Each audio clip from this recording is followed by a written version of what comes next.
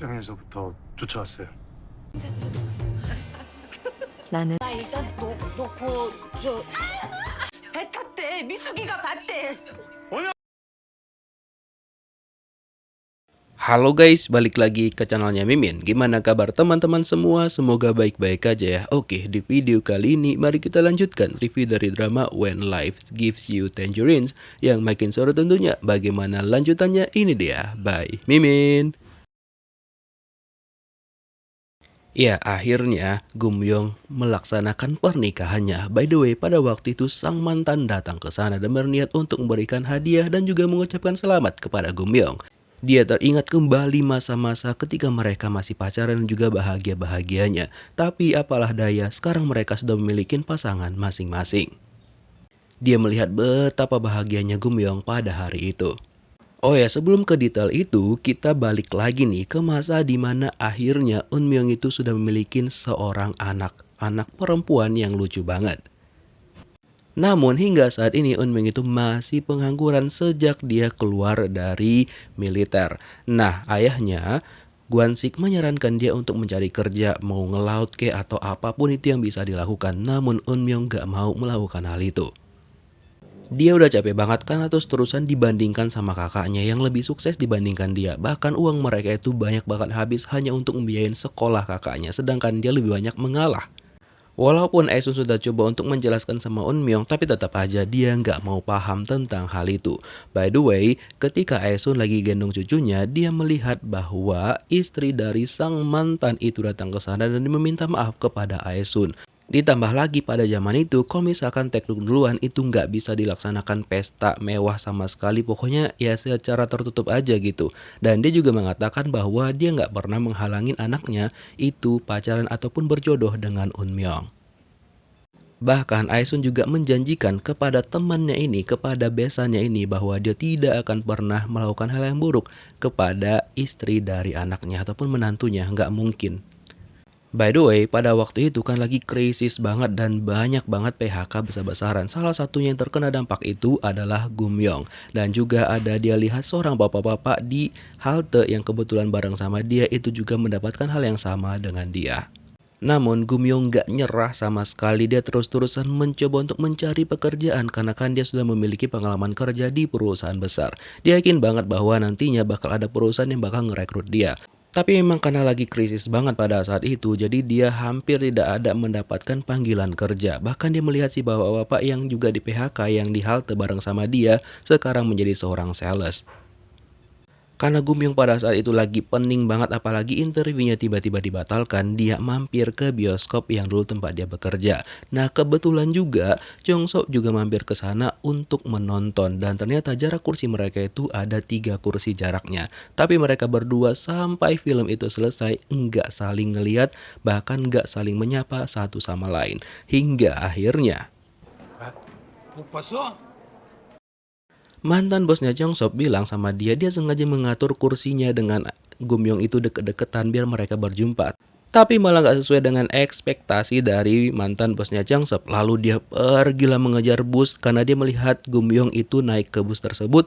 Dia mencoba sekuat tenaganya dan dia gak nyerah sama sekali sampai benar-benar dia mendapatkan bus tersebut. Hingga suatu ketika pas bus itu lagi mengambil penumpang, nah disitulah Jongseok langsung naik ke bus tersebut. Sampai-sampai drivernya bilang, kenapa harus bus ini? Toh juga ada bus yang selanjutnya. Nah, karena memang dia pengen mengejar Gumyong. Hingga ketika penumpang-penumpang di bus itu udah habis semua, tinggal mereka berdua, Gumyong terbangun dan dia cukup kaget. Dia kira bahwa ini adalah mimpi. Karena kan udah lama banget mereka nggak jumpa sejak Jongseok itu melakukan pelaksanaan wajib militer. Setelah itu mereka berdua langsung mampir untuk makan bersama dan di sini terlihat banget bahwa Jongseok itu sangat-sangat bucin kepada Gumyong. Walaupun sebenarnya Gumyong tuh belum paham-paham banget dengan hal tersebut, maksudnya belum peka. Dan saking bucinnya, Jongseok itu setiap hari pergi ke bioskop itu berharap kalau misalkan Gumyong suatu hari datang ke sana dan beneran dong akhirnya mereka berjumpa di hari ini. Bahkan Jongseok juga sudah memberanikan diri nih untuk jauh lebih dekat dengan Gumyong. Dan Gumyong memberikan respon positif karena dia juga ya tertarik kepada Jongseok. Dan mulai saat itulah mereka berdua akhirnya meresmikan hubungan mereka. Bahkan Changsub juga membuatkan lukisan yang lain lagi tentang potretnya Yang Gumyong. Pokoknya mereka berdua itu kayak mesra banget, happy banget. Dan ya, mereka juga sudah membicarakan untuk pernikahan mereka. Dan karena Changsub itu suka makan ikan mentah, makanya Gumyong mengajak Changsub sekalian untuk bertemu sama ayahnya Yang Gwansik. Nah, jadi pada hari itu Gumyong mengajak Changsub untuk ikut melaut bersama dengan Gwansik. Tapi karena Changsub ini kan nggak biasa kena laut gitu dan juga nggak biasa melaut, akhirnya dia jadinya mabok laut. 쉬워? 아빠는 처음부터 잘했어? Padahal sudah berusaha untuk tetap stay cool di depan calon mertua dan juga di depan pacar, tapi nggak bisa karena dia itu udah mabok laut banget. Tapi walaupun gitu dia tetap berusaha untuk menjaga Yang Gumyong dan itulah yang membuat Gwansik itu merestui hubungan mereka. Walaupun sebenarnya di sini tuh Gwansik masih menguji bagaimana calon anaknya ini. Setelah melaut, mereka mampir ke resto miliknya Esun dan di sini juga dia masih aja menguji calon menantunya itu. Dia bertanya kenapa dia bisa suka sama anaknya, pokoknya kayak di interview gitulah. Sampai-sampai membuat hal itu, Changsub jadi grogi banget dan dia menumpahkan air yang dia tuangkan kepada calon mertuanya.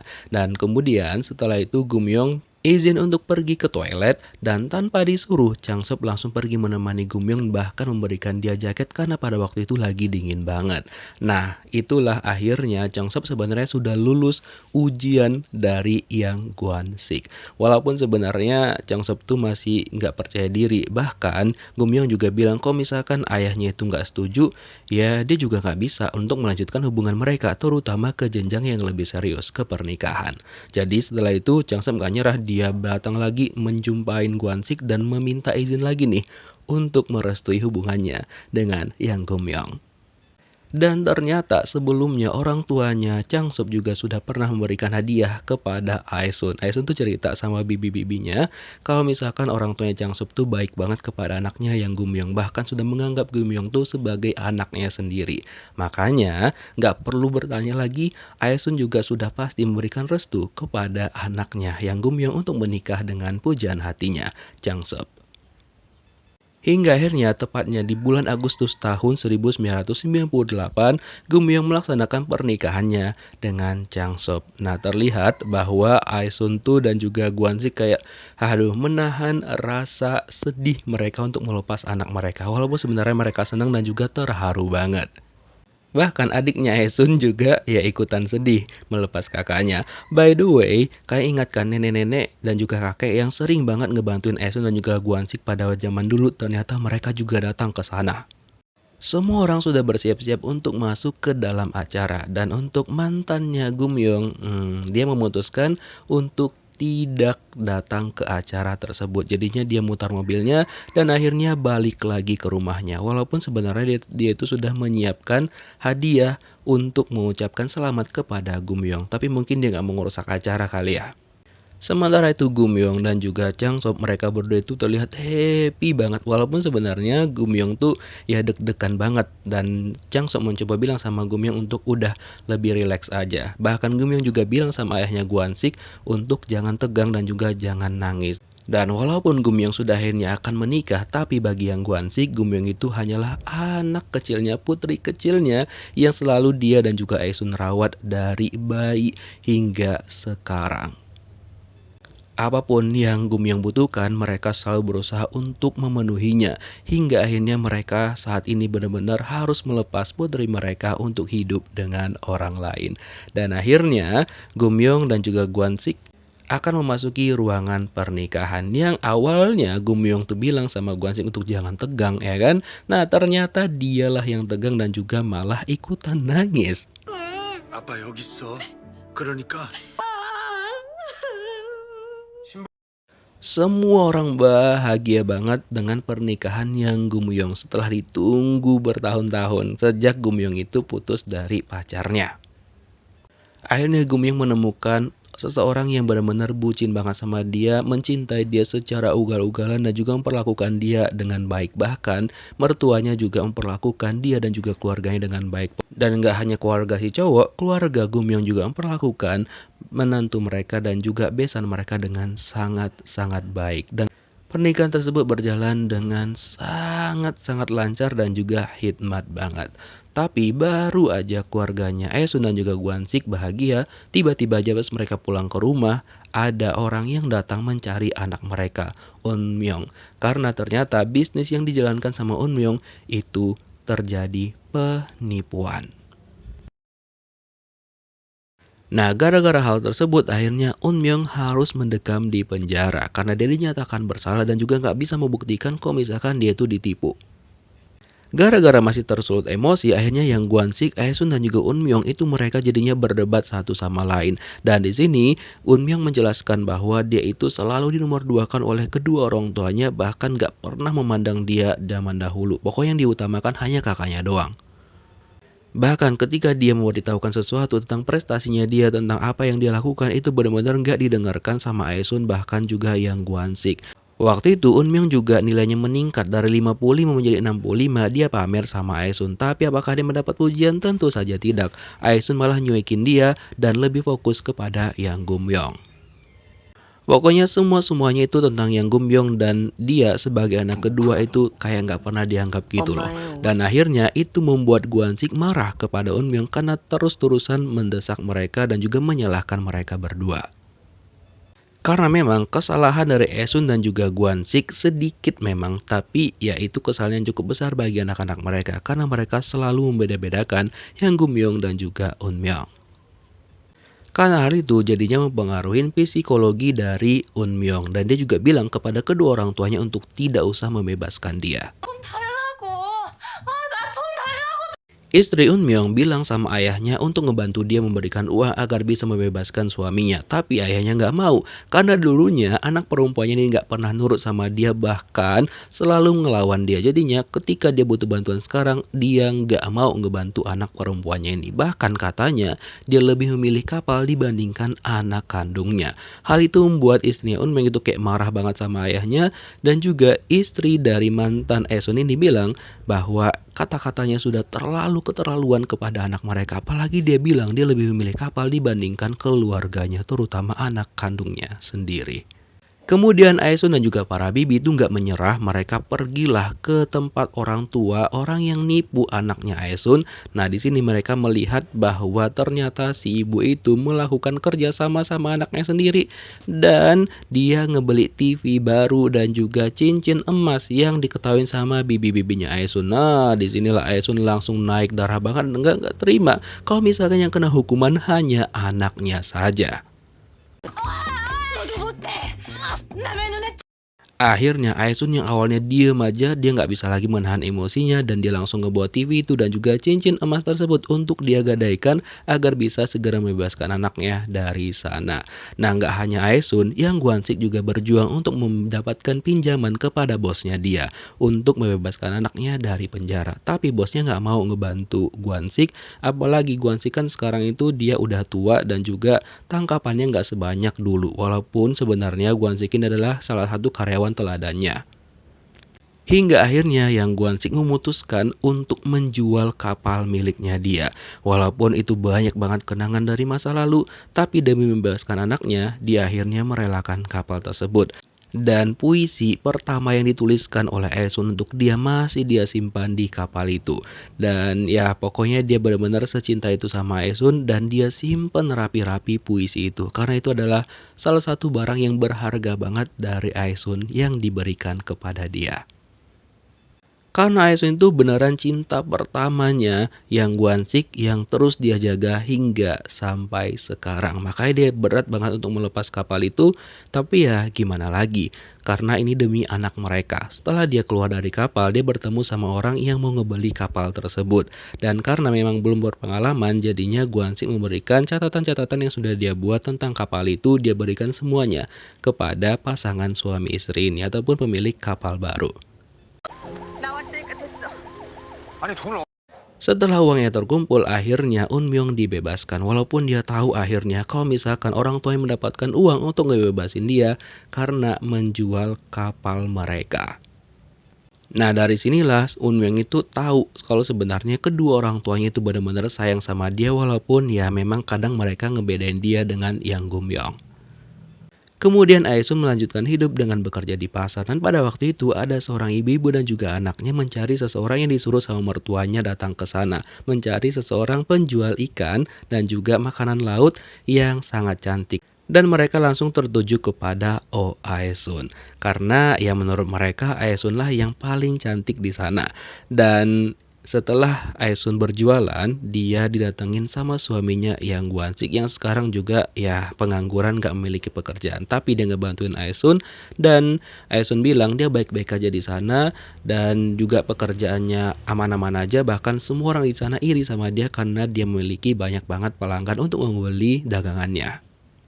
Setelah selesai bekerja, mereka menyempatkan diri untuk berjalan-jalan sambil pulang dan juga bercerita tentang masa lalu mereka.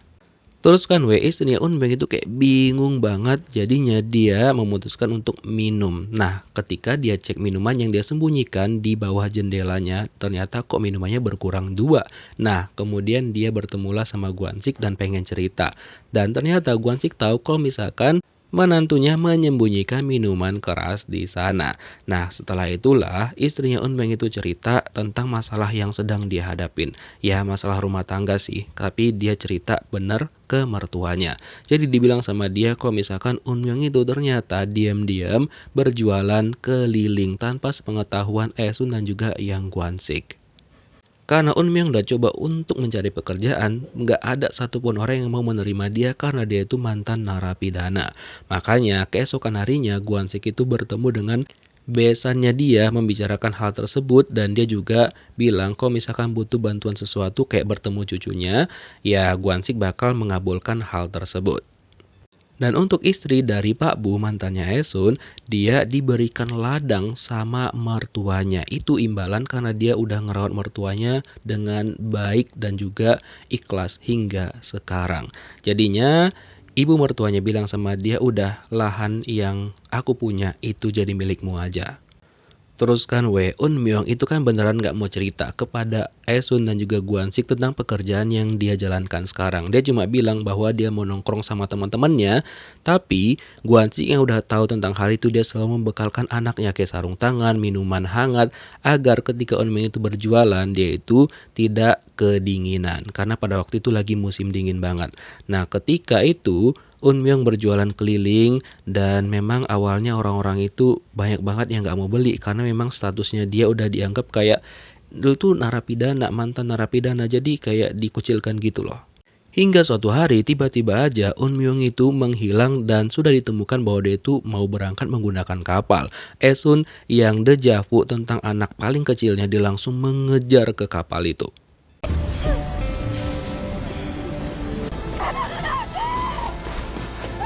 Gwansik juga meminta tolong kepada nakoda kapalnya untuk memutar balik kapal tersebut. Bahkan dibantuin juga sama besannya. Mereka berani membayar berapapun asalkan kapal itu diputar balik. Hingga akhirnya setelah memohon-mohon dan juga dibayar lebih banyak si nakoda kapalnya, kapal tersebut memutar balik dan mengantarkan Un Myung ke daratan lagi. Lalu Un Myung menjelaskan kenapa dia melakukan hal itu, karena dia tahu bahwa ternyata ayah mertuanya dan ayahnya sendiri itu merencanakan orang-orang untuk membeli dagangannya. Karena kan awalnya itu hampir nggak ada yang beli. Jadi setiap tetangga yang beli makanannya, mereka itu berpesan kepada Un Myung untuk bersikap baik kepada ayahnya. Nah sejak saat itulah Un Myung tahu kalau misalkan dia itu dibantu sama ayahnya dan juga ayah mertuanya. Jadi mereka itu kayak ngebayar tetangga dan uangnya itu digunakan untuk ngebeli dagangannya Un Myung. Jadi sebenarnya itu adalah uang orang tua dan juga uang mertuanya, bukan hasil jerih payahnya sendiri. Dan Aesun yang khawatir banget sama anaknya, dia bilang untuk jangan melakukan hal itu lagi karena dia nggak mau kehilangan anaknya lagi. Dia nggak mau kehilangan untuk yang kedua kalinya. Setelah itu Un Myung dicoba untuk dipekerjakan di tempat kerja ayahnya yang lama, walaupun ya dia tetap mendapatkan omelan, dia diterima di sana gara-gara ayahnya. Sementara itu Gumyong hidup bahagia dengan suaminya Jang Sep. Dan rencananya Gumyong itu pengen memulai bisnis. Dia melihat di TV bisnis-bisnis yang sedang banyak diminatin untuk saat ini. Jadi dia minta izin sama suaminya untuk melakukan bisnis tersebut dan diizinkan. Dan dia yakin banget bahwa bisnisnya bakal berkembang dengan pesat. Dan untuk ibu mertuanya Eunmyeong, dia akhirnya mendapatkan pekerjaan sendiri dan dia yakin banget sekarang dia udah bisa terlepas dari suami toksiknya. Dan untuk Oh Aesun, dia memutuskan untuk memulai lagi menulis. Walaupun mungkin gak diterbitkan, tapi dia pengen menuliskan kisah hidupnya dan juga suami serta anak-anak dan juga cucu-cucunya. Dan untuk Gwansik, dia pertama kali dalam hidupnya mengambil keputusan untuk membeli ruko. Ya semacam dia membuat pinjaman gitu. Kira-kira bagaimanakah kelanjutan kisahnya, kita lihat di next episode. Thank you for watching guys. See you next video. Bye-bye.